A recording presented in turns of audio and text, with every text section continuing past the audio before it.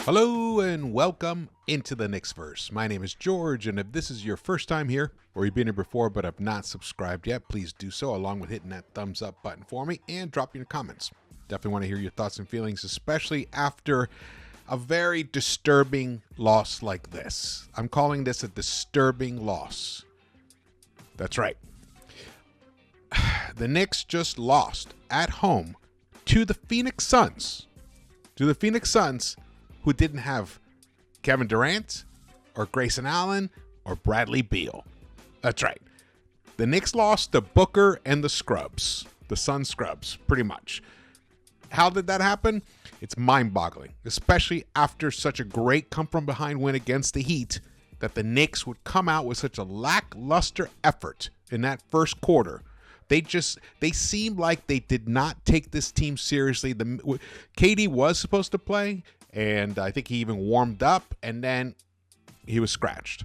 And I think the minute that happened, everyone kind of relaxed, but the Suns didn't. No, they're there to win. They're there to win every single game. Thing about backups is, when the understudy gets the calling to be in front of the spotlights, they're not going to fuck that up. They're going to do everything they can. Everything they can to prove they belong to be in the spotlight. Because that's how you make the money. That's right. And tonight, the Knicks played dead.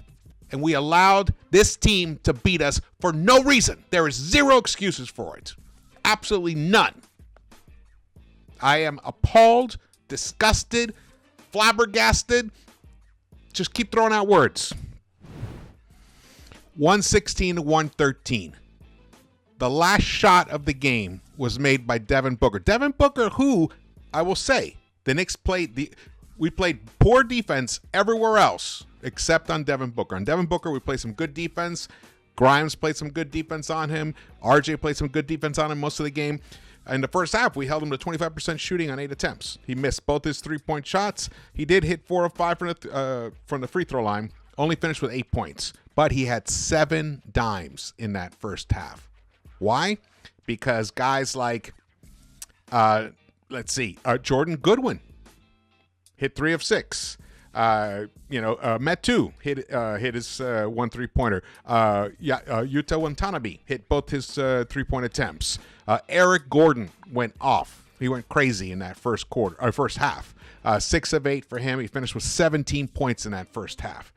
They went into the half up ahead of the Knicks 64 to 56. Who did the Knicks have in that first half? We had Jalen Brunson once again. He was unbelievable. There's going to be no highlights. I'm just going to lay it out here, tell you everything, because I think this is a very disturbing game. It kind of gives me, it's for the exact opposite reasons, but in terms of how it happened. But just flashback memories to a couple of seasons ago when we would build up leads and then just let them go. Just losing games you should not lose to teams that have no right even being able to compete with you on the court. That's how I feel about this. And there's a lot of blame to go around.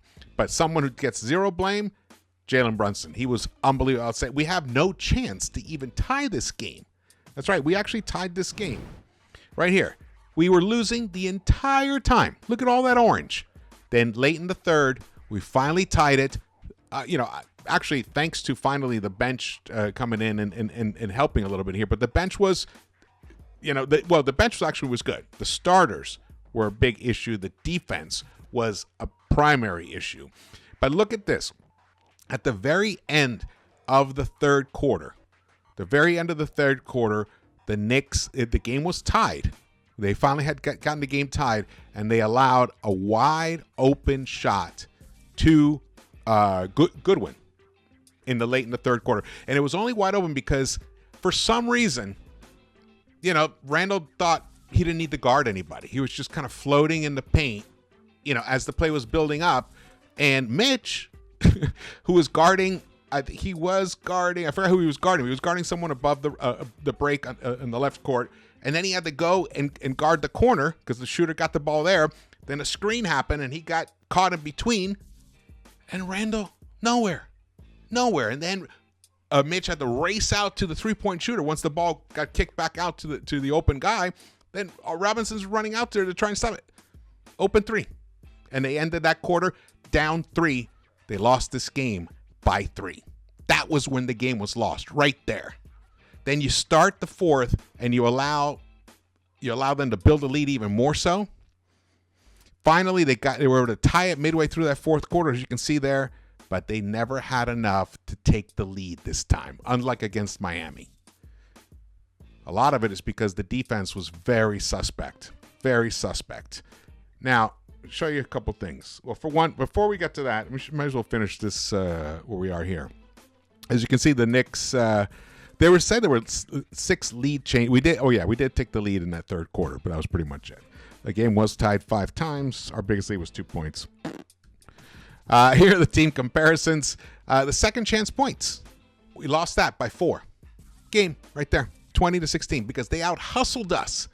When was the last time you heard another team out-hustling the Knicks on second chance points? We were out-rebounded, 47-38.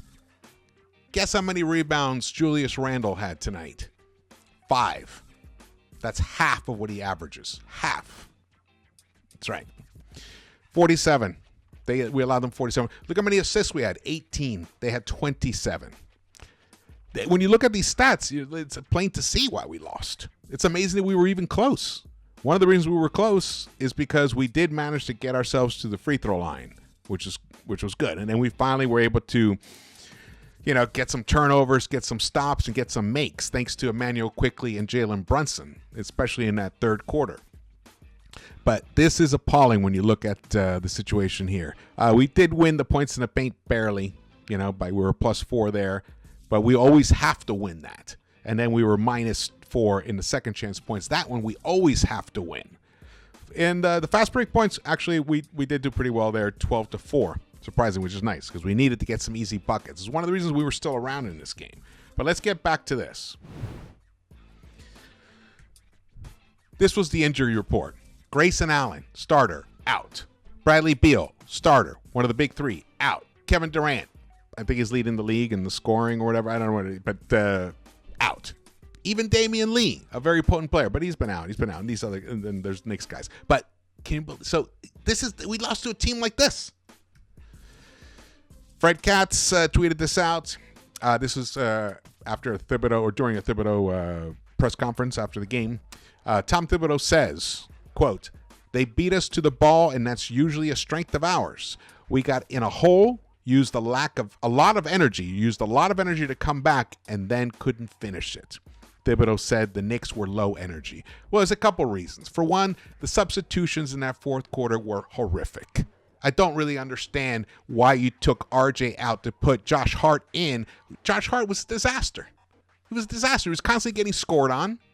He was caught in between, trying to get a steal, trying to double up, and he kept getting burned. So, and the Suns were even struggling to shoot themselves in that fourth quarter. So I don't understand what the rationale was in taking RJ out, or even if you're going to take him out, give him a breather, bring him back. He sat too long. Not that RJ was scoring himself, but he was playing better defense than this man. And we know that RJ late can be potent and lethal. He's not afraid to take the big shot, unlike this man. So I'm very frustrated with Thibs here. Also, don't understand why our very best defender wasn't on the floor for that last possession when the game was tied 113 all and there were about 17 seconds left. Why? Why was Grimes not on the court? I mean, you want to win? You put your best defenders out there, right? Look who scored on us. Devin Booker, the guy who struggled against Grimes for a large portion of the game. Did he finally heat up a little bit here and there in the third? Of course, shooters are going to heat up a little bit. Even if you guard them tight, they're going to heat up. But there was no doubt that Quentin was playing him the best defensively. Now, if you're trying to reward somebody and punish somebody else, is that why you're... I don't know. I don't want to get into that dynamic, but very confusing decision to keep Quentin Grimes off the floor for that final possession when the Knicks had the game tied? Big question there. Now, one more tweet. Like I say, can't get through a recap without an Ian Begley tweet. Now, this one I'm going to have some things to say about. Tom Thibodeau said Knicks got beat too often on second and third effort plays versus Phoenix. That is a fact. He didn't have any issue with R.J. Barrett and Julius Randle's contest on Devin Booker's game-winning three. Thibs, quote, "It was challenged pretty good, tough shot, but we played with fire the whole game." This really, I don't know how it was said, the tone. I didn't get to watch the post-game interview yet myself, but that sounds bizarre to me. For one, it was a shitty contest. It was barely a contest. And when Randle finally decided to double team and blitz Booker, he half blitzed them. He kind of like showed his body. And what happened was, by showing his body and coming directly up to Booker, as RJ was trailing him, RJ couldn't close out hard because Randle's fucking body was there. So it was like, well, to do it your way, from your angle, I'm Booker.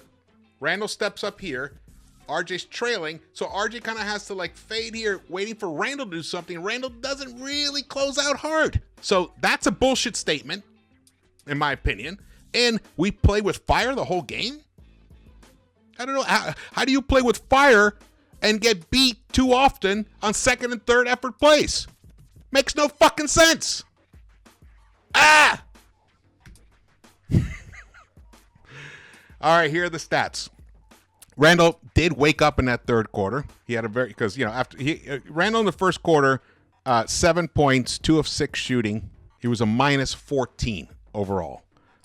But in the third quarter, he did wake up, which was nice. It took him a minute, but he woke up 6 of 9. He played the entire third quarter, missed both of his three-point attempts, but did get to the free throw line 6 times, connected on 5, 17 points for him. But guess how many rebounds Mr. Randle had in that third quarter? One rebound. Brunson had a big third quarter as well to follow up his big first half. 10 points for Brunson, 5 of 7 shooting. And that was pretty much it in that third quarter. Nobody else gave much, but didn't need it. The points were there. The Knicks won that third quarter 36-31. But they had the game tied, and they allowed that final shot. You should watch that replay. It's on NBA.com of that play itself, and you'll know what I'm talking about. Everyone's going to be looking at the final play with Devin Booker, but it's the final play of the third quarter that makes the difference. Gave them momentum, gave them breathing room, let them relax, all those things. And in the fourth quarter, the fourth quarter was, both teams shot pretty poorly. The Suns shot 40% from the field and 40% from the three-point line, but three-point line is pretty decent, 40%. They got to the charity stripe only 4 times. They scored 21 points. The Knicks scored 21 points. That's it. They ended up pretty much even. The Knicks shot 6 of 20 in that fourth quarter. Randle, 2 of 6, 33%. RJ, 0 for 2 in his 9 minutes there. Quickly, who actually had a good game in the fourth quarter, I think he just tired out, man. Quickly played the last 17 and a half minutes of the game straight through. Came in with 5 minutes and 30 seconds left in the third quarter, so had the little breather between the quarters. Came out and played the entire fourth. And as you can see, he hit 1 of 2 from the three-point line, got to the free throw line 4 times, hit all 4. So he was giving production. He was the high scorer in that fourth quarter with 7 points, but he only shot 20% overall. Even if he gives us one more three-point shot or one more and one, this game is very different. Maybe we really play that three-point line much stronger, force them inside the arc to take a 2 instead of a 3 for that last play. Those are all the things. That's how you win games. All those little things make a difference. Brunson in the fourth, of course, he's dynamo. The guy hit a humongous shot at one point. I can't remember exactly the moment, but I think it helped tie the game in that fourth quarter. He finished 2 of 5 in that fourth quarter, 1 of 2 from the three-point line. Isaiah Hartenstein excellent game for him overall. What did he finish? 7 points, 5 rebounds for him, 11 rebounds for Mitch. Mitch he had a few issues. The free throw line, unfortunately, he got hacked a few times, went there, didn't connect, and especially in that fourth quarter, and then we had to take him out. So some of the things, the issues with the way the squad is constructed. The plus minus, you can see Brunson was a +5, and Emmanuel Quickley was a +5. The rest of the team was pretty much a minus, except Josh Hart ended up being a +1 because when he was on the court with Brunson and IQ for large stretches, and they were the two most productive players for the Knicks in terms of efficiency. Let's see. Randall shot overall. Randall shot overall decently, 10 of 21, 28 points. So overall, he did shoot decently, but it was all reserved for the third quarter. The first quarter, the first half, nothing. So, again, getting off to these poor starts in those first quarters, but the Knicks are playing from behind. They're trying to play catch up. It was lackadaisical. They weren't, charging to get the loose balls. They were letting the Suns do all that stuff because the backups are hungry. Know your opponent.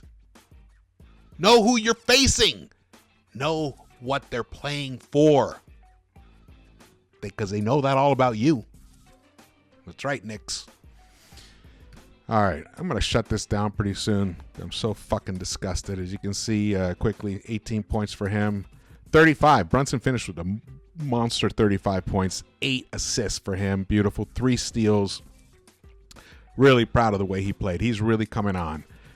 Really coming on. It was, honestly, let me just get back to this, though. When your other shooters, RJ and Quentin Grimes, your starters, combined for 4 for 16. 4 for 16. Only combined for 5 rebounds and 3 assists and 12 points in a combined 51 minutes. It's going to be nearly impossible to. It was nearly impossible to win. We almost did it somehow, despite that. It was, RJ he's been consistently, delivering quality minutes, winning minutes.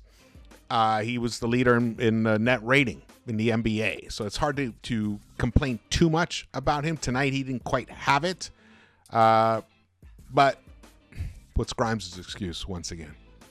He did come out in that third quarter and he was out on the break and he just let one 3-pointer fly, boom, and that was the only bucket he hit. Didn't hit anything else. I know he's a fantastic defender, and I was calling for him to be on the court in that last play. But when you keep starting out games where everything is so dependent upon Brunson and in this situation Randall, and if they're being covered or dealt with effectively, or they just don't have it yet in that first quarter, you need the other guys to step up. It can't be the other way around. Brunson covering your ass, Grimes. Come on.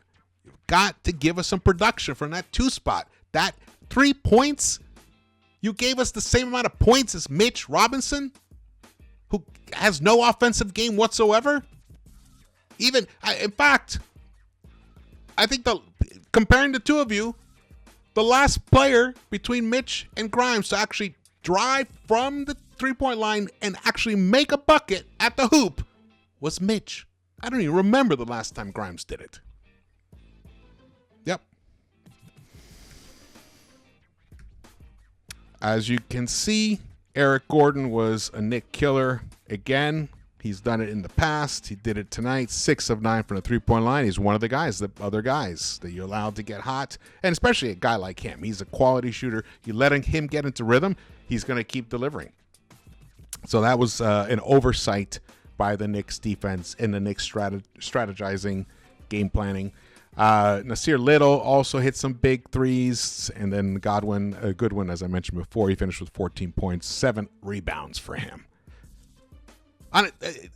We were out-rebounded. Come on. 47-38. That entire team should be hanging their heads in shame. Shame right now. Wait, let's go back here. Sorry. Steals. We did win the steals battle. The blocks. We got blocked so many times. So many times. Frustrating. Even offensive rebounds, we lost 29-25. One of the leading offensive rebounding teams in the NBA, out rebounded by scrubs, backups tonight. We actually shot pretty decently from the 3-point line, and it did help us in that second half because let's see, when did we catch fire in that 3-point line? Yeah, in the first half actually the 3-point shot kept us around. We were 6 of 14. We just hadn't put up enough in the air from behind the arc. But we shot 43% in the first half. And we shot almost 49% in that first half overall. We still finished down 8. Down 8 in that first half. And that's because of allowing the Suns to kick our ass on the glass. They were up 31-17 in that first half. They were a plus 14 in rebounds in that first half. They had 14 offensive rebounds in that first half. We had 5. Where was the fire? Where was the desire? Let's get back to this quote again. Tough shot, but we played with fire the whole game. Makes no sense. You're going to have to rewatch that interview. All right. I'm disgusted. This was the kind of loss that gives me an ill feeling towards the future, honestly. I don't want it to be a harbinger, a signal, a sign of things to come. We were lucky that, not lucky, to remove that word. The Knicks came back against the Heat after putting themselves down. They were able to come back. They were down 21 points, able to pull that, and that was a huge comeback win. If I were to flip the scripts, and would I prefer this to have been the outcome versus the Heat and the Heat outcome versus the Suns? No. I'm happy with the way it played out. However, the fact that we needed that kind of a comeback against the Heat and then had nothing in that first quarter against the Suns, it gives me not a comfortable feeling here. Not a comfortable feeling. When you allow a team like the Suns with only one starter, light you up for 34 points in that first quarter and 48% shooting, 40% from the 3-point line, and allow them to get 17 boards in that first quarter to your 9, your 8, that's terrible. Lack of effort, lack of focus, lack of fire. All right. Thank you so much for watching this. Going to be trying to do the live stream with Swinny Poo this week. Maybe even tomorrow. We'll see. Definitely going to have lots to talk about here after these confusing games. But stay tuned for that. And, of course, we're always going to do recaps here. I love doing the recaps, even on nights like this when it's really painful. But hopefully this was a blip. I'm hoping this was a blip, like a brain fart game where the team just checked themselves out because they saw KD wasn't playing. And then by the time they woke up and realized they have to start playing, it was a little late. But let's hope that that's all that this was, and that is correctable. That is something that is very correctable. Fingers crossed on that. I will see you around the Knicks-Verse.